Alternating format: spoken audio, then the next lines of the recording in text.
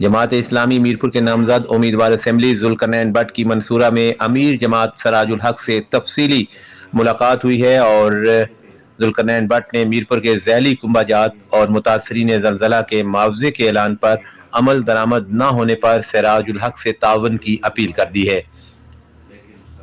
जुल्करनैन भट्ट ने कहा कि आप वज़ीर आज़म आज़ाद कश्मीर फारूक हैदर से बात करके वो ऐलान करदा मुआवजात और प्लाट देने के वादे को पूरा करें।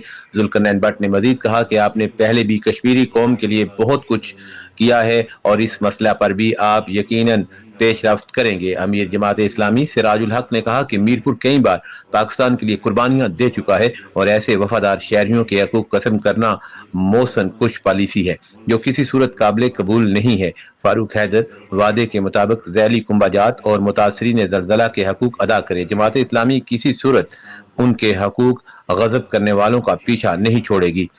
उन्होंने जुल्करनैन भट्ट को भी खराज तहसीन पेश किया और अवामी मसाइल के हल पर मुसलसल जिद्दोजहद करने को सराहा। जुल्करनैन भट्ट और वफद ने मीरपुर के हकूक के साथ देने पर अमीर जमात इस्लामी का शुक्रिया अदा किया। हुमायूं मिर्जा, चनार न्यूज, मीरपुर, आजाद कश्मीर।